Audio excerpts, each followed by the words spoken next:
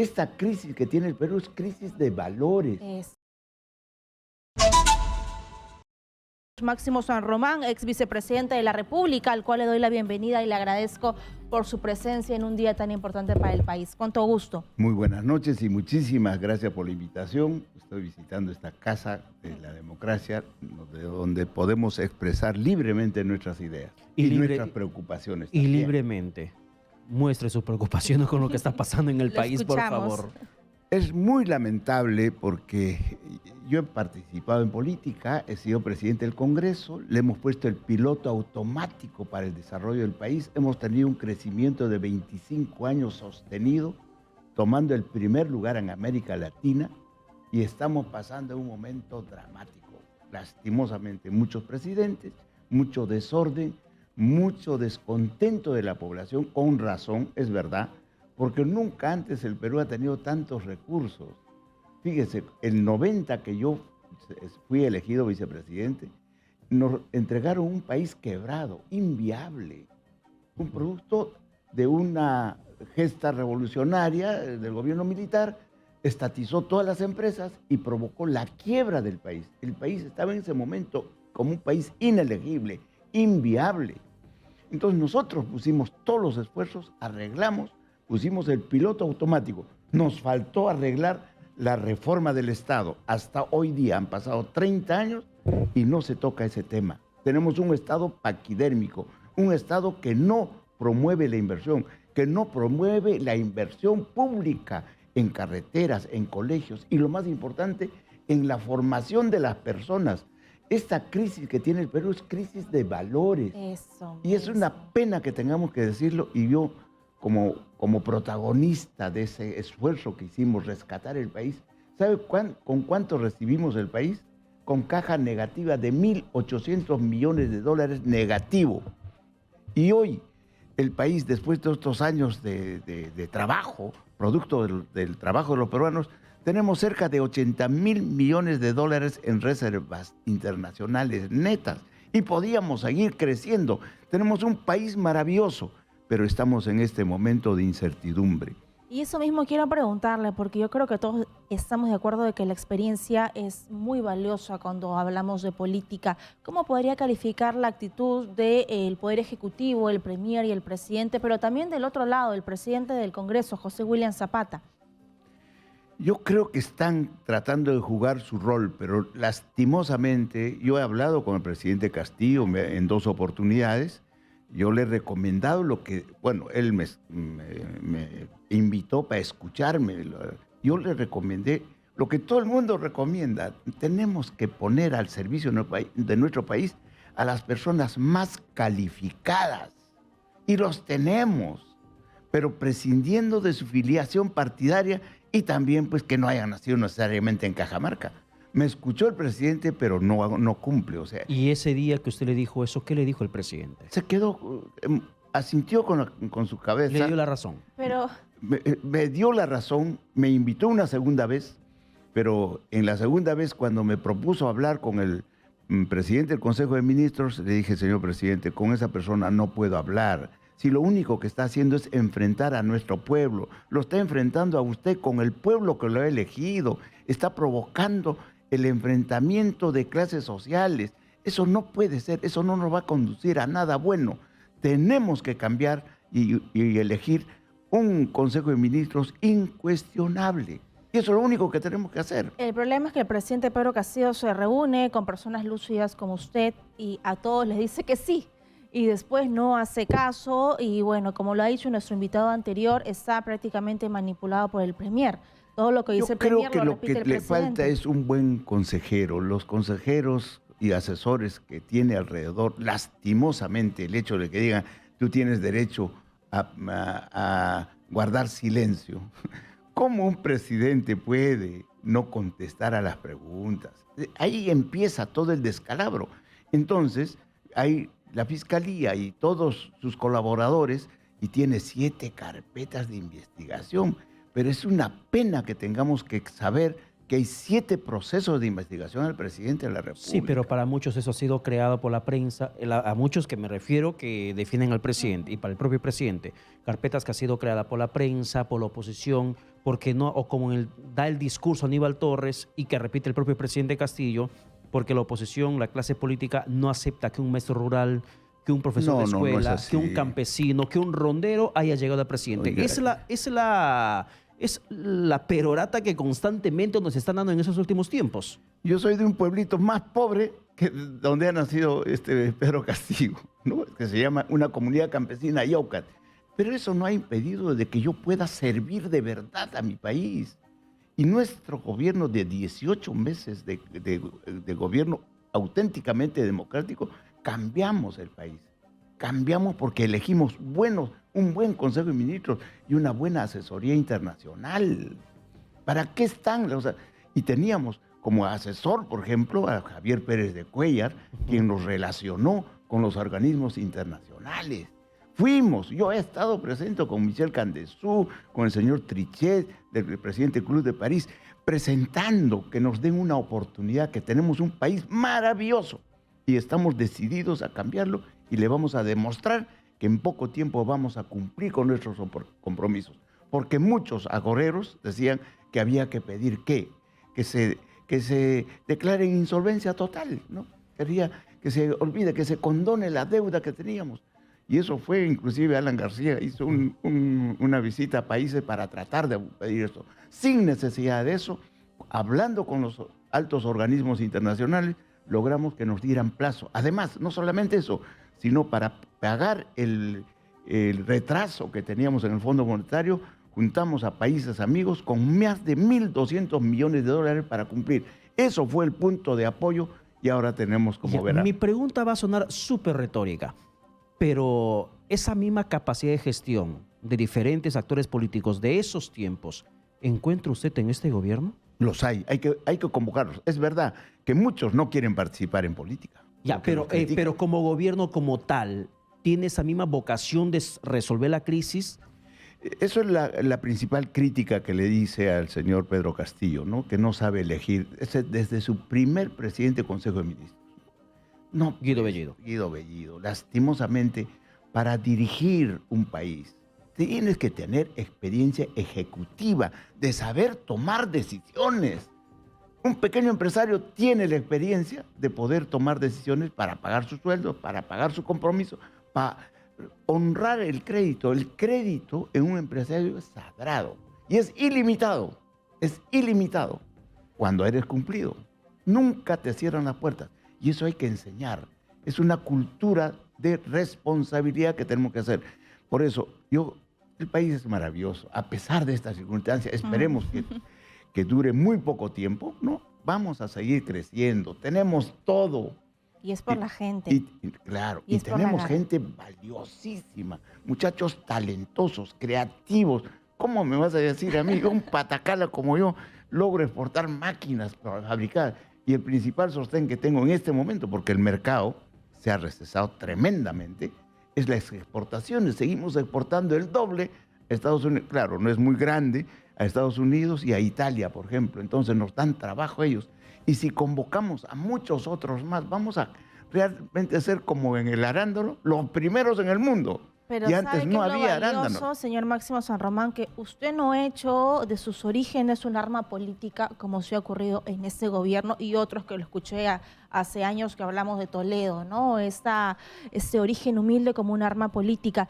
Quiero ir también del otro lado porque yo sé que la gente que escuche estará renegando. Claro, todo el presidente, como nunca ahora fiscalizan al presidente cuando han pasado otros que han sido peores y que hay del Congreso. Usted nos ha mencionado a personas que lo han acompañado, pero eran políticos a carta cabal. ¿Estos políticos están dentro del Congreso de la República? ¿Demuestran realmente todo el expertise que pueden tener o que pueden darle al país? Fíjese, el caso de Cambio 90, a nosotros no nos aceptaban ser partícipes en la lista congresal de diputados y senadores. No habían. No encontrábamos personas que nos acompañen. Entonces no pudimos elegir los mejores, pero nuestras propuestas fueron bien sintonizadas por el partido que tuvo la mayoría, que era el Fredemo, y nos ofreció patrióticamente colaborar con nosotros para sacar adelante a nuestro país. Entonces, hay que buscar y extender la mano en forma concertadora, pero no como en este caso, simplemente dando látigo y maltratando, descalificando. Y no es posible que los maltraten a ustedes, señores periodistas, a una señora muy respetable, que le digan en esos términos. ¿A dónde estamos llegando? El pueblo tiene que reaccionar, no está bien. El señor, yo creo que ha llegado a su límite de aporte al país. Ha sido catedrático de mi hija estudió Derecho, pero no, todos los que lo conocían lo desconocen en este momento. Parece que es otra persona. Se siente decepcionado, Aníbal Torres. Decepcionado, sí. Ahora, el pueblo tiene derecho a manifestarse. El pueblo se manifestó el último sábado y también se va a manifestar mañana. Es el mismo pueblo, con diferente opinión política. ¿Usted ve prudente que se haya postergado el debate del pleno del día de mañana en el Congreso? Yo creo que hay razones atendibles, especialmente el informe de los servicios de inteligencia, donde han mostrado buses con todos los cartelones que vienen de diferentes partes del país. A la toma de Lima. A la toma de Lima. Entonces, eso es... ¿Qué sensación le da esa calificación de la marcha mañana, la toma de Lima? Me da una tristeza enorme como peruano. No necesitamos eso. No necesitamos. Podemos entendernos. Ya le digo, el 90, con una participación minoritaria en diputados y senadores, logramos concertar y logramos ponernos de acuerdo. Es verdad que hemos perdido una brillante oportunidad. Cuando fue elegido Pedro Pablo y Keiko, con la mayoría congresal, se ha podido hacer la revolución en nuestro país, pero la revolución estratégica para lanzarlo como un país del primer mundo. Lastimosamente, los resentimientos de Keiko frustraron esa posibilidad y ha provocado toda esta situación de incertidumbre también. No podemos ¿Cree que esos resentimientos siguen con el presidente Pedro Castillo, que están obstruyendo su gestión, o que han sido una oposición que no es responsable? El problema de este gobierno no es la obstrucción, no veo temas de obstrucción. Claro, evidentemente han cortado los caminos como para poder cerrar el Congreso constitucionalmente. Eso es una acción patriótica para evitar que se pueda dar el salto al vacío. Pero obstrucción, yo no veo. No hay ningún proyecto de ley claro que hayan presentado y no se haya aprobado. Inclusive, aparentemente ya se aprobó el ingreso libre a las universidades. ¿Se habrá estudiado la capacidad instalada que tenemos para recibir a todos los egresados, los que egresan de la secundaria?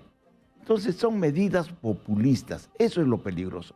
Tenemos que dar medidas pragmáticas y tenemos que seguir atención. Pues no interesa que el gato sea negro o blanco. Lo importante es que case ratones. Resultados, pragmatismo. Eso es lo que nos falta.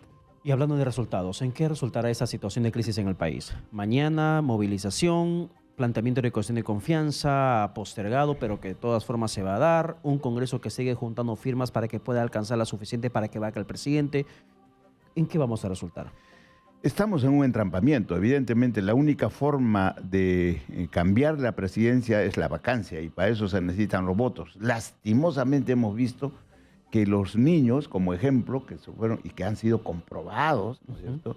Y todas las denuncias que existen para poder doblegar el voto democrático y representativo de los congresistas, tenemos congresistas que no tienen quizá la formación adecuada para poder dar su voto patriótico, porque debería coordinarse de la mejor forma, una salida democrática, antes que la obstrucción y un salto al vacío. Sí, pero vacar al presidente implicaría también que se cierre el Congreso, que vaya este Congreso y que se vayan todos. Pero cuando se vayan todos, ¿acabaremos con la crisis? Yo creo que el Perú es tan grande, yo soy optimista, pero tenemos que salir de esta crisis. Esta crisis nos está llevando al desastre y lastimosamente el tufillo, ¿no es cierto?, izquierdista, comunista, la penetración, el asesor, el más grande agitador comunista de Cuba está como embajador aquí. Eso es peligroso y no sabe cómo están sufriendo los venezolanos. Ya les quitaron todo, oiga, las emisoras, los colegios privados, absolutamente todo, y no queremos llegar a ese tiempo. La vez anterior también con Humala había ese riesgo. Afortunadamente no se produjo. Pero es lo que la gente no entiende y sobre eso quiero hablar un poco sobre las investigaciones del presidente Pedro Castillo, la defensa legal, los parlamentarios que todavía lo apoyan, la gente que seguramente va a ir a marchar mañana, dice, no hay video, no hay prueba. Hay puro verbo retórico, ¿no? Habría recibido dinero en condicional. La gente espera un video para recién creer. El Parlamento espera una foto, un selfie con los millones para recién vacarlo. ¿Cuál sería su mensaje para ese sector? Pero yo creo que se pide algo imposible, porque ya eso se podría presentar ya cuando es en juicio, no en el proceso de investigación. La Fiscalía está en un proceso de investigación, tiene pruebas aparentemente contundentes de su entorno más cercano, ¿no? Como su secretario general, los ministros Silva y los otros señores, y la gente del entorno que está colaborando con la justicia menciona con cifras y claro, es que no hay dinero que se pueda bancarizar de ese tipo, no se puede demostrar. ¿Cómo? No puede haber un video porque ya se tienen cuidado de los videos. Además, hemos visto que en Palacio cuando visitan o cuando algo cortan la grabación de los videos, entonces todo eso da incertidumbre, desconfianza. Como tampoco existe el video de la coima que está recibiendo Alejandro Toledo cuando le pedía a Odebrecht los más de 30 millones de soles. Sin embargo, la Fiscalía ya pidió 25 años de prisión para Alejandro Toledo. Sin el video de por medio, pero sí con delaciones corroboradas. Claro, y ahí ha estado el señor Maiman, que es el con que con su testimonio, y él ha dicho que sí, efectivamente. Entonces, y como en este caso también hay testimonios que vinculan en hechos de corrupción al presidente, pero es desde lamentable. El presidente dicen presenten el video si no hay prueba. Pero claro, eso es imposible, pues no, ellos han sabido cómo hacerlo también, es imposible que se vea. El único que ha hecho las pruebas ha sido Montesinos cuando lo ha grabado recibiendo dinero a Curi, por ejemplo, ¿no? Y a los otros señores también. Entonces, ¿es positivo que venga una comisión de alto nivel de la OEA para ver lo que pasa aquí en nuestro país?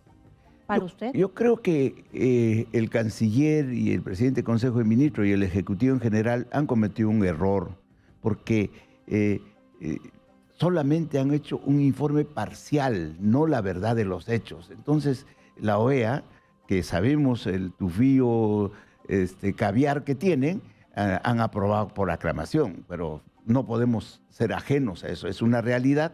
Espero que esa comisión venga y que pueda escuchar a las dos partes, pero minuciosamente y con pruebas y con testimonios y que se lleven una idea cabal para esto, pero lo cierto es que estamos en una crisis lamentable, innecesaria para nuestro país. Estamos dejando de crecer, bueno, nuestro país es un país de oportunidades perdidas, ¿no? Cuando el gas teníamos a $15 el millón de BTU, ahora está a $1.50 o $2, ¿no? Y tenemos gas, pero cuando teníamos a 15 no quisimos explotar el gas. Entonces, esas cosas que nos pasan. Bien, señor Máximo San Román, muchas gracias por estar con nosotros. A ustedes. Mucho gusto. Pero quiero hacer una invocación a nuestro pueblo, ¿no? Escuchamos. Un pueblo maravilloso, yo sé que tiene muy buenos sentimientos, que todos tenemos derecho a trabajar, derecho a prosperar, y la única forma de hacerlo es con la educación. Tenemos que invocar a nuestros gobiernos que se dé una buena educación. El mejor capital que puedes entregar a un ser humano es una buena educación, una buena capacitación. Y los peruanos tenemos talento, creatividad, ingenio, habilidad. Lo único que nos hace falta es esa herramienta. Y lógicamente, pedirles a nuestros gobernantes que sean más honrados. ¿Cómo puede ser? Yo quisiera que practiquen el Allinta Munay, Allinta Yachay y Allinta Aruay. Como vienen los provincianos, lo puedo traducir. En el Allinta Munay engloban los valores, la moral, los principios, la integridad, el deseo de superación. Esa es la traducción del Allinta Munay. Allinta Yachay, el conocimiento. Aprende bien, aprende lo bueno, capacítate bien, prepárate para ser grande, aprende a soñar. Y Allinta Aruay, todo lo que hagas, hazlo bien, con cariño, con amor, con pasión, con entrega. Tendríamos un país del bicentenario maravilloso. Imagínese. Gracias, Máximo San Román, ex vicepresidente de la República, quien exitoso.